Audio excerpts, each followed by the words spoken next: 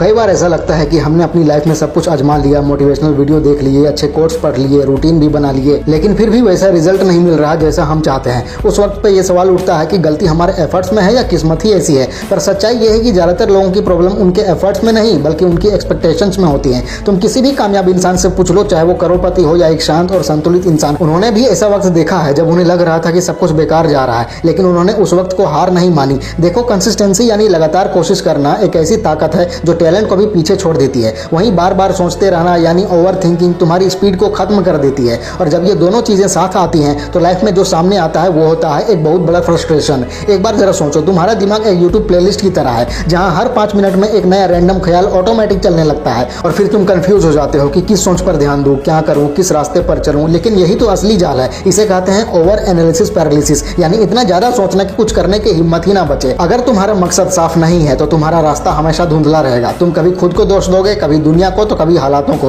लेकिन जो असली वजह है वो है तुम्हारा अनक्लियर गोल। जब तक तुम अपने मिशन को सही से तय नहीं करोगे तब तक कोई भी मोटिवेशन तुम्हारे काम नहीं आएगा। ये सच है कि मोटिवेशनल वीडियोस तुम्हें बस थोड़ा सा जोश दे सकती हैं, लेकिन जिंदगी में किस दिशा में जाना है ये तुम्हें खुद तय करना होगा। कोई भी स्पीकर या गुरु तुम्हारी जगह फैसला नहीं ले सकता। तुम्हारी लाइफ का रिमोट तुम्हारे हाथ में है और उसी से तुम्हें चैनल बदलना है। और जब तक तुम अपनी जिंदगी का रिमोट किसी और के हाथ में देते रहोगे तब तक तुम बस चैनल ही बदलते रहोगे, तुम्हारी कहानी कभी नहीं बदलेगी। एक छोटी सी मिसाल देता हूँ। कभी ऐसा हुआ है कि तुमने किसी काम में दिल और जान लगा दी हो, फिर किसी ने आकर बस एक लाइन कह दी कि ये क्या बकवास है और तुम्हारा मूड एकदम से डाउन हो गया। तुम खुद पर शक करने लगे कि शायद तुमने ही कुछ गलत किया है। लेकिन सच्चाई ये है कि तुम गलत नहीं थे। तुमने बस उस इंसान की बात को जरूरत से ज्यादा अहमियत दे दी जिसकी राय का कोई असली मतलब था ही नहीं। ये दुनिया एक बड़ा सा सर्कस है जहां हर कोई ना कोई मास्क पहनकर घूम रहा है। इसलिए सिर्फ दूसरों की तालियों के लिए काम मत करो, क्योंकि सबसे जोर से वही लोग ताली बजाते हैं जो पहले तुम्हारा मजाक बना रहे होते हैं। इसलिए अब दूसरों को दिखाने के लिए नहीं, खुद के लिए काम करना शुरू करो। गैलरी के लिए नहीं, अपने दिल की शांति के लिए परफॉर्म करो। अब बात करते हैं एक और कड़वी सच्चाई की, कंपैरिजन यानी खुद की तुलना दूसरों से करना।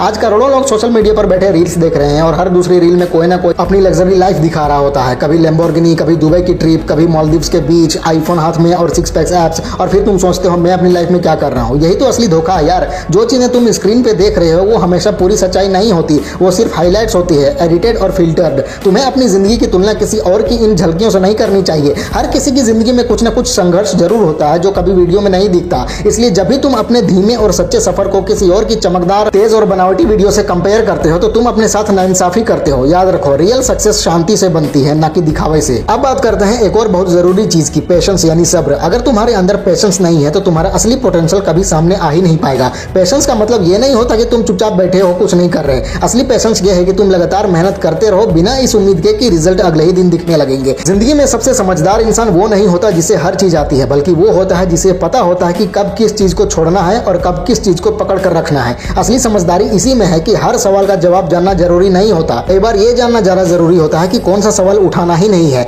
हर प्रॉब्लम का सोल्यूशन ढूंढना जरूरी नहीं है। कुछ परेशानियों को नजरअंदाज करना भी एक तरह का हल होता है। कई बार हमारी सबसे बड़ी प्रॉब्लम बाहर नहीं, हमारे अंदर ही होती है। हमारा अपना इनर मोनोलॉग, यानी जो बातें हम मन ही मन खुद से करते रहते हैं, जैसे मैं लूजर हूँ, मैं फेल हो जाऊंगा, लोग क्या सोचेंगे, वगैरह वगैरह। यही बातें हमें सबसे ज्यादा रोकती हैं। यही हमारी असली कैद बन जाती हैं। इसलिए एक रूल बना लो, तुम्हारी खुद से की जाने वाली बात सबसे पॉजिटिव, सबसे ताकत देने वाली होनी चाहिए, चाहे पूरी दुनिया तुम्हारे खिलाफ हो। अगर तुम खुद के साथ हो तो वही सबसे बड़ी ताकत है तुम्हारी। जब तुम्हारे अंदर सेल्फ बिलीफ आता है तो फिर तुम्हें दूसरों की वैलिडेशन की जरूरत नहीं पड़ती, और जब दूसरों की जरूरत कम हो जाती है तो डर भी अपने आप ही कम हो जाता है। देखो भाई, गलतियां करना तय है, कभी कभी फेल होना भी तय है, लेकिन असली जीत उसी की होती है जो हर बार गिरकर फिर से खुद को उठाता है, डटकर खड़ा होता है। वही इंसान लाइफ में सच में जीतता है। मैं ये बात यूं ही नहीं कह रहा, क्योंकि मैं खुद भी हर दिन कहीं ना कहीं फेल होता हूँ। रोज कुछ ना कुछ गड़बड़ हो ही जाती है, लेकिन इसके बावजूद मैं लिखता हूँ, बोलता हूँ, काम करता हूँ, क्योंकि एक ऐसी चीज मैंने समझ ली है कि तरक्की मूवमेंट से होती है, परफेक्शन से नहीं। इसलिए परफेक्ट बनने का इंतजार मत करो। अगर तुम्हारे पास एक अच्छा आइडिया है, तुम्हारा प्लान मजबूत है, तो बस चलना शुरू कर दो। रास्ते में आगे का रास्ता अपने आप ही बनता चला जाएगा। और अब एक और बहुत जरूरी बात, लोगों के बारे में। तुम्हारे आसपास जो लोग होते हैं वही तुम्हें या तो बना देते हैं या फिर पूरी तरह तोड़ देते हैं। एनर्जी एक दूसरे में ट्रांसफर होती है। अगर तुम हर वक्त नेगेटिव सोच रखने वाले लोगों के बीच रहोगे तो धीरे धीरे तुम भी अपने सपनों पर शक करने लगोगे। इसलिए सोच समझ कर अपना माहौल चुनो। जिस एनवायरनमेंट में तुम रहोगे वही तुम्हारे फ्यूचर की दिशा तय करेगा। सही लोग, सही सोच और सही माहौल, यही तुम्हें वहां पहुंचाएंगे जहां तुम सच में जाना चाहते हो। और अगर इस वक्त तुम्हारे पास पॉजिटिव सोच वाले लोग नहीं है तो सबसे पहले खुद से दोस्ती करना सीखो। अकेले रहना किसी भी नेगेटिव कंपनी से लाख गुना ज्यादा बेहतर होता है। अकेले होना लोनली होना जैसा नहीं है। इसका मतलब है कि तुम अपने गोल्स पर फोकस कर रहे हो बिना किसी बेवजह की डिस्ट्रैक्शन के। एक और इंपॉर्टेंट बात, क्लैरिटी। अगर तुम्हें अपनी लाइफ में क्लैरिटी नहीं है तो तुम चाहे कितनी भी बार मोटिवेट हो जाओ, वो जोश कुछ ही दिनों में खत्म हो जाएगा। क्योंकि तुम्हें यही नहीं पता होगा कि तुम्हें किस दिशा में मेहनत करनी है। इसलिए एक बार बैठो, शांत मन में सोचो और सब कुछ लिखो।